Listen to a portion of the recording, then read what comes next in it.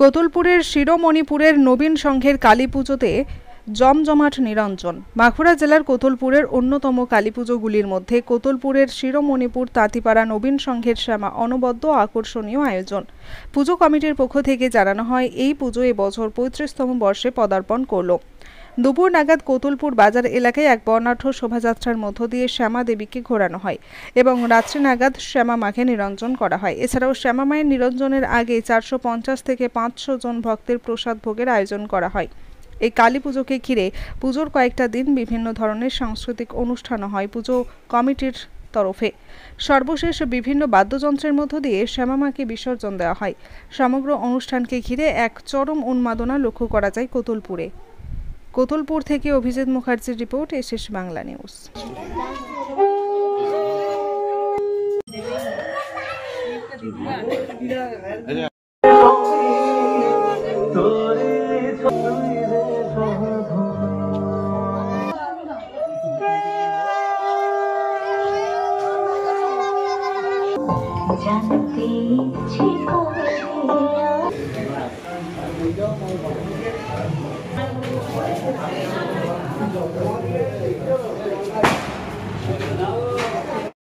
কোতুলপুর নবীন সংঘের ব্যবস্থাপনায় শ্যামা মায়ের পূজার ব্যবস্থা করছি। আজ আমরা প্রায় 34 থেকে 35 বছর এইভাবে পুজো করে আসছি। হ্যাঁ, নিরঞ্জন আমরা মাকে আজকে প্রদক্ষিণ করিয়েছি গোটা কোতুলপুর দুপুরবেলায়। এরপরে আমরা রাত্রে নিরঞ্জন করব মাকে। তার আগে আমাদের প্রসাদ হবে, খাওয়া দাওয়া হবে। হ্যাঁ, প্রসাদ নিবেদন আছে, 5 জন আসবে, মানুষ আসবে। দেখুন, আমরা দেখতে পাবেন আমাদের এখানে চলছে প্রসাদগুলি। 400-500 লোকের আমাদের আইটেম করি প্রতি বছরই। পাবেন এখানে গেলেই বা আশেপাশে দেখুন, ছবি নেন, দেখতে পাবেন সবারই প্রচুর আনন্দ উপভোগ করে। ছেলে মেয়েরা আরো বাইরের থেকে সব আসে। আমরা এই পুজোকে কেন্দ্র করে একটু আনন্দ ফুর্তি করি। আগেও হয়েছে 3 দিন ধরে বড় মায়ের তোলাতে সাংস্কৃতিক অনুষ্ঠান করেছি। লোকাল ছেলে মেয়েদের শিল্পী নিয়ে আমাদের অনুষ্ঠান, ড্যান্স একাডেমি ছিল, যাত্রা ছিল, যেটা আমাদের কথা বলে যে লোকশিল্পী লোক যাত্রাওয়ালা, সেটাও করিয়েছি। এরপরে আজকে আমাদের এই প্রসাদ বিলি একটা ব্যবস্থা করা আছে। তারপরে রাত্রি আমাদের ওই প্রসাদ বিলি হওয়ার পর তখন আমাদের মাকে নিরঞ্জন করা হবে। আনন্দ ছিল, কিন্তু এরপর মাকে আমাদের ছেড়ে দিতে হবে। আমরা এখন সত্যিকারের খুব দুঃখিত, খুব কষ্টের মধ্যে আছি এবং প্রত্যেকেই মন মাহাত হয়ে গেছে যে মা আমাদের ছেড়ে চলে যাবে, কিন্তু যেতে তো দিতে হবে, মাকে ঘর যেতেই হবে। সবারই তো একই।